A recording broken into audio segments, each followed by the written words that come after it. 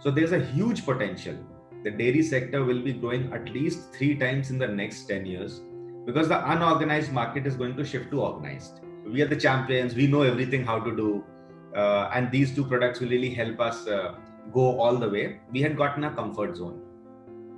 But as an entrepreneur, every time you feel that something is going right, something or the other has to go wrong. So every time when we launched a new product, the probability of it succeeding became better. So that is something that I can understand now. At that point of time, I was always demotivated with that. You cannot be someone who comes with a half-hearted effort for that thing, because the moment you start having self-doubts or doubts about what you are doing, entrepreneurship becomes really, really difficult. But if you want security, then go for a job. And if you are willing to take risk at that young age, then go for entrepreneurship.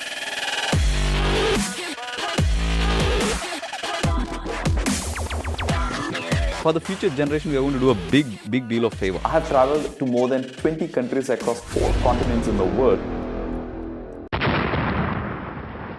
Hello everybody, welcome to Entrepreneurship Simplified, and this show is going to introduce you to those brilliant ideas and the biggest entrepreneurs who will help you to simplify entrepreneurship through their real life challenges, situations, failures and successes, so that you don't need to repeat the same mistake. Rather, focus on your growth to realize your dream of becoming an entrepreneur much faster.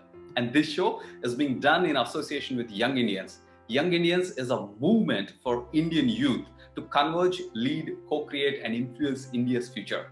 YI is playing a proactive role in India's development process. If you want to take part of India's growth and be successful, YI is a place to be. Bear in mind, the show has no script. Everything you hear on the show is heart to heart with real life experiences. And today's guest is a dairy mogul from Uttar Pradesh, Managing Director for UP's biggest private dairy. He has been awarded Young Entrepreneur of the Year in 2016 by ABCI and also facilitated by Chief Minister of UP, Mr. Akhilesh Yadav, with the UP Brand Leadership Award. He has been selected among 200 entrepreneurs and facilitated by Prime Minister Narendra Modi for the Champions of Change. Starting very small with just 2 products in 2007, now Gyan family comprises of more than 100,000 farmers across 2,500 villages. He has contributed in various roles in CII Young Indians, and he is the National Chairman for Entrepreneurship. Help me to welcome Mr. Anuj Agarwal, Managing Director of Gyan Dairy. Hi Anuj, how are you doing? Hi Rajesh, thank you so much. It's an absolute honor and pleasure to be here on this platform. And I would like to congratulate the Amravati chapter for doing a phenomenal job, and you personally for taking up this initiative. So thank you so much. Thank you so much for having me here today. Thank you so much once again, Anuj, for taking time just after your recovery from the COVID.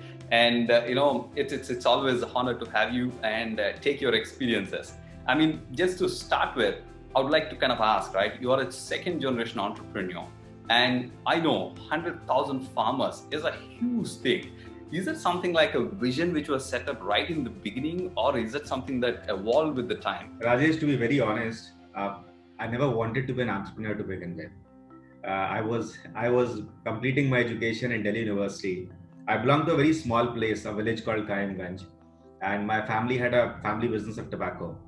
So I always thought at the time when I was studying, my business wasn't doing too well, and I had 2 choices: whether to go abroad to pursue further studies and to have a job, or the second option was to come back and to get into the business. So I was torn in that dilemma, and then luckily what happened that I fell in love in college. I fell in love with a Sikh girl. I came from a Bania family, she came from a Sikh family, and we had completely diverse backgrounds. So I thought that the only way my family will actually cordially allow me to marry her is if I come back and prove myself in business. And that's how my journey with entrepreneurship started. So no, it wasn't a vision in the beginning. It was just to prove myself to the family and asking them to allow me to marry the girl I like. That is how my journey with entrepreneurship started. So it was an accident per se. Accidental entrepreneur, I totally love this. But let me ask this. You might have started accidentally, but entrepreneurship is a journey where it will take you through the entire life within few years. That's what, a very common saying, right? How has been your journey when you actually kind of started? what kind of journey that you went through? Again, I would say that since I was it was very reluctant entrepreneurship and accidental entrepreneurship. So when I initially came back to my village, my city that I come from, not even a city, it's a small town. So I was engaged in the family business of tobacco. Me and my brother, we started working on that business, and nothing seemed to really work out in that business at that point of time. So we kept experimenting, we kept on launching new products. I traveled the length and breadth of country, staying in small towns, making distributors and everything. After multiple failures, humongous amount of failures, uh, we were able to do something within the next 3 years that the business, the fall that it was happening, that fall stopped. And that time we realized one lesson in entrepreneurship. That is that if you actually keep making an effort on something continuously, an honest effort, then the entire team, and with every failure, you learn something new. So every time when we launched a new product, the probability of it succeeding became better. So that is something that I can understand now. At that point of time, I was always demotivated with that. But that's how we kept working in entrepreneurship. And then in 2007, again, accidentally, we got the chance to acquire this business dairy company. It was located in Lucknow. Why it was accidental? Because this company wasn't doing too well. It was in financial trouble and it had closed down in 2003. So we bought it as a real estate investment. But in 2007, we realized that it can be restarted as a dairy company. And then we came to Lucknow and restarted this company. So that was kind of our first stint with serious entrepreneurship, because before that, I was in my father's business. But then this is how I came to this business to start. Wow. I mean, it looks like already a roller coaster ride for me. But, let me ask this question. It's so easy when somebody is talking, hey, I'm $1 million company and then I've been doing so much of turnover. These are all on the positive side of it. But I want to pick your brain on what kind of mindset has helped you, especially when you're failing one after another, be it in division within the business or as a business, right? What kind of mindset has helped you to, put yourself back into the game? Yeah. So Rajesh, again, I would like to quote an anecdote from a journey in dairy company. So when we started in 2007, we were doing very well. I mean, the first year, no one really expected us to do well, but incidentally, we did very well. We had good profits. So me and my brother, we were fresh out of college, 2-3 years, earning good amount of money. And within the next 2 years, we started feeling that, we are the champions. We know everything how to do. And these two products will really help us go all the way. We had gotten a comfort zone. But as an entrepreneur, every time you feel that something is going right, something or the other has to go wrong. So 2009, it was a global crisis. Financial markets crashed and the globally commodity prices also crashed. So our business was heavily dependent on commodities. And we also had a major loss that year.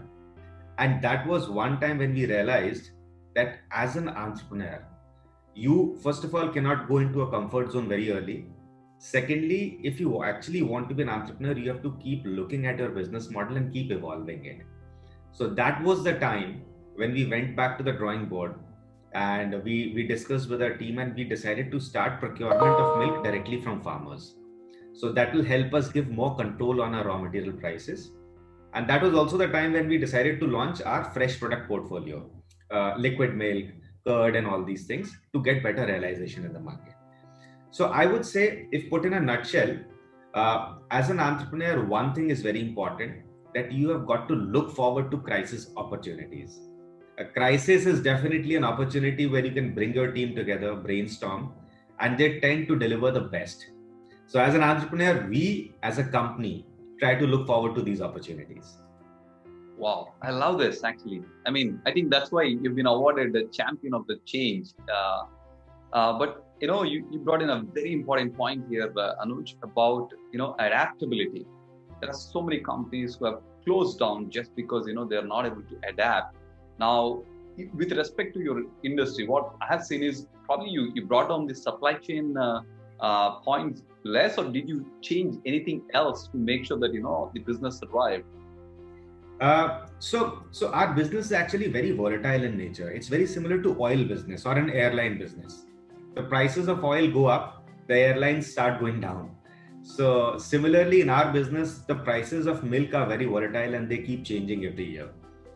Generally, they tend to go up, but there are certain rare cases when they go down also. So we realized that as a business to succeed, interestingly, one more thing, that this is a business where 85 to 86% of the total cost of the raw material actually goes directly to the farmer. So whatever we get from the market, out of that 86% of the amount goes to the farmer. So we roughly have 14% to cover all the cost and profits and everything. So we realized that if we want to be sustainable and profitable in long run, while we will have to do our conventional liquid milk, fresh products and all these things, we also need to add value-added products in that thing, so that we are able to get larger profits but less turnover from there. But our conventional business will give us bigger turnover and less profits. So as a blend, it is very important to have that right kind of mix. That is one thing. The second thing is that we need to ensure the supply chain. As I said, the prices are very volatile. So what happens is that if you don't build a relationship in early stages with the farmers, you will not be able to get assured supplies down the year. So these are two important aspects, and building relationship with farmers is a long-term process. So you start collecting milk, you also set up services to provide them, doctor services, veterinary services, inputs, medicines, seeds. So if you provide all these things, then you tend to make a relationship which is less transactional. So I would say that as a dairy company, it is important to have relationships on both sides. One at the back end, which is farmers, and one at the front end, which is with the consumers through value-added products. Okay, I see that. I think it's very important. Now, if at all, if somebody, I'm talking about the current generation, if they want to really look to get into this industry and contribute to their entrepreneurship, I mean, what is the entry barrier, or where can they actually kind of get in and improve the industry by itself? In terms of opportunity, if you talk about India is the world's largest producer and the consumer of dairy products. This is a little known fact, but yes. And still in India, only 35 to 40% of the total dairy market is under-organized. The rest 60 to 65% of the market, depending on different regions, the market is unorganized. So there's a huge potential. The dairy sector will be growing at least 3 times in the next 10 years because the unorganized market is going to shift to organized. Second part is that per capita consumption of milk in India. If you look at Punjab, it is almost 900 grams per person per day. But if you look at West Bengal, or if you look at Assam, it is 150 grams per person per day. So with increase in affluence, with increase in per capita income, the per capita consumption will also increase. So in terms of opportunity, there is absolutely no dearth, and I would like to request all the people who are looking at this possibility to enter this. How they can enter and what are the entry barriers? So if you're starting with small capital, then I would suggest that you can look for boutique dairy products. You can go into organic dairy products. You can go into a lot of value-added products. People are really emotional about dairy products. So if you can get something specialized from that region. If you compare Europe, every region will have their own cheese. They will advertise it. Every region will have their own unique products. So I think that premiumization is happening in India also. And if you look at urban cities, this is happening. So one way to enter this industry is through that. The second way, if you have good amount of capital and if you want to enter this industry, then initially we started by setting the manufacturing facility first and then went on to create a network of farmers and the sales network at the front end. Now it has changed. If you want to enter this industry, you've got to set up the procurement relationship with the farmers first, then production facility, and then the sales. So it's a project which is a long gestation, and that is the biggest entry barrier to this dairy industry. Oh yeah, I mean, I see that. Probably, I think if somebody wants to do it, also you throw light on that. But what is the role of technology at this moment in the industry? If at all, if somebody is techie brain is there and they want to get into it, is there any opportunity for them to just jump into this? Absolutely. I think a very valid question. In fact, we also as a company are experimenting with that. So as I said, Rajesh, we buy from 100,000 farmers and we sell to 100,000 customers at the front end. And average is roughly, we collect 2 to 2.5 liters from every farmer. and we sell 2 to 2.5 liters to every consumer. Now, what is happening is that consumer patterns are changing. They don't want to go out to get the milk every morning. They want it to be delivered. So first and foremost is technology is going to disrupt this entire market. It has already started happening. You see companies like Big Basket, you see Milk Basket. In Lucknow, we are doing 16,000 deliveries a day. We are delivering to their household through an app. And that is one part where technology will be playing huge role. It will help create milk companies, create huge platforms, which will be selling fruits and vegetables, eggs, and dairy products. So that is on the front end. Another interesting and extremely interesting opportunities at the back end. So we do have 100,000 farmers. We transfer roughly 500 crore rupees into their bank accounts every year on every 10-day basis. So they give us milk, every 10 days we transfer money. So now the idea is to have an app for them as well, where they can see their account summary and the money will be transferred to their wallet. So again, they can optimize their wallet by spending on agri imports, different products. So these are two parts where technology can play a huge role in creating a win-win situation for farmers as well as consumers. Solving cold chain logistics problems, solving the problems of farmers for availability of products. So this is where I see technology will be playing a huge role in terms of sales, in terms of increasing the sales for the companies. And that is where I see the major things happening. Wow. I mean, I'm seeing a whole array of opportunities here because the industry is moving from unorganized to organized. So literally, whether you talk about optimization, efficiency, or finance, everywhere, I think there are a lot of opportunities if somebody wants to jump in. Let me ask this question, right? Just to be on the little, on the other side, what is, it's a very common thing that most of the people think about entrepreneurship is, man, it's difficult, right? Like that kind of an expression. Now, how do you define entrepreneurship after spending so many years and, winning so many awards? So for me, entrepreneurship has always been, as a person being born in a Bania family, in a business family, I would say, there are some things that you inherit automatically in our families. I mean, on a breakfast table, on a lunch during lunch or dinner table, there's one thing that is common, and then we talk about business. So entrepreneurship, first and foremost thing that I would say that I have learned over a period of time is that you've got to be really passionate about that particular subject. You cannot be someone who comes with a half-hearted effort for that thing, because the moment you start having self-doubts or doubts about what you are doing, entrepreneurship becomes really, really difficult. That is the first thing that I've realized. Second thing, while there are a lot of ways to describe it, but I say there are few basic conventional rules in entrepreneurship. If you stick to them, I think it becomes really simple. And one of them is relationships. So the entire business fraternity, despite whatever you say, works on relationships and how well you nurture them. So if you want to be a successful entrepreneur, you really have to nurture relationships, whether it is with your consumers, whether it is with your buyers, or whether it is with your employees. So in a nutshell, I personally feel relationships is at the center point of being an entrepreneur. And third thing I would say, if I were given a chance, that's a field that I also love, is managing your finances right. If these are three things you have, managing your finances right does not mean does not mean doing anything extraordinary. It means doing those ordinary things day in, day out in a sustained fashion. So I say if entrepreneurship for me is a blend of these three activities. If you manage to do them successfully, have excitement about your business, build relationships, and manage your finances properly, I think it is a recipe for a successful entrepreneur. Oh yeah, I mean, I'm seeing in you already. I'm seeing in you. But is there any specific idea that you also give, especially because after that, your initial phase was looking into so many businesses and then, finding out that formula. What is that one thing that people also should start thinking in their mind before they start their entrepreneurial journey? So as I said, I was an accidental entrepreneur. and I didn't really think too much before getting into entrepreneurship.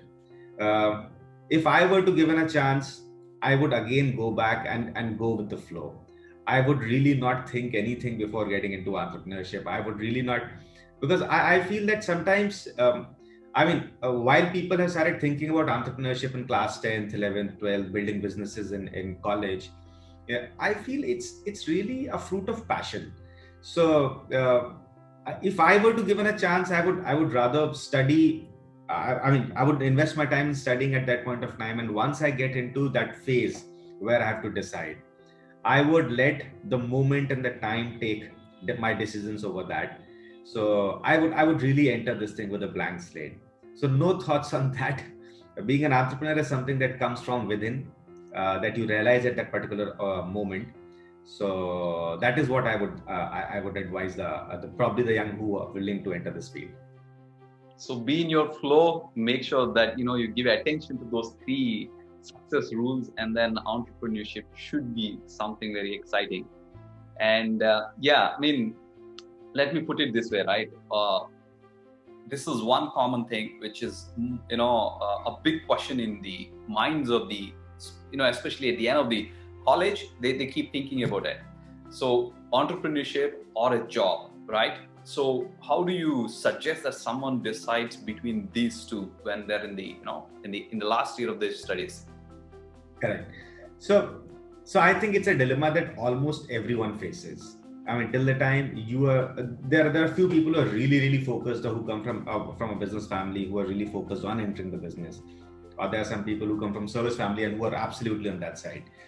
But for the large majority of students, this is a dilemma that you always tend to have. And I would say that to be an entrepreneur, the first and the foremost thing is that you have to be willing to take that risk. If you want a little bit of security, if you want to start with some kind of, that can really depend on a family situations, that can really depend on a lot of other factors as well. But if you want security, then go for a job. And if you are willing to take risk at that young age, then go for entrepreneurship. That is how simply I would put it. I would say, Anuj, a big thanks to you for sharing, both your personal experiences and also industry, how it is heading going forward, and the opportunities for the younger generation. I want to say a big thanks to you, for your time, and all your audience. What I can say is, if you have not yet subscribed, make sure to subscribe, hit the subscribe button, and also share with every person out there where this message can make an impact. But one last question before we conclude, Anuj, what is the role of young Indians, and how people can actually take benefit out of it? So I say young Indians is an extremely important. If I can again share my personal experience on that part, young Indians has been extremely important in helping me shape my entrepreneurship journey. Just to give an example, the Champions of Change, that Niti Aayog, where I got an opportunity to meet Mr. Narendra Modi, our Honorable Prime Minister, was because of young Indians. It has given me enough platforms to go and to learn, speak, meet people. And as I said, that as an entrepreneurship, that is one thing, building relationships, meeting people and learning from them, which is absolutely integral to your personal growth and the growth of your business.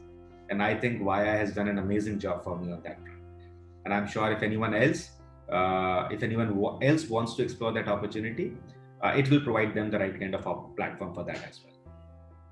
So this is the message, dear audience. So it's be with the like-minded people. Make sure to take all the opportunity to build a relationship with fellow entrepreneurs, and YI is a platform where you can really do all this. But for now, this is exactly the message we have, me and Anuj. I will see you with another amazing entrepreneur next week. But till then, me and Anuj, we say thank you so much for tuning in, and bye-bye. Thank you.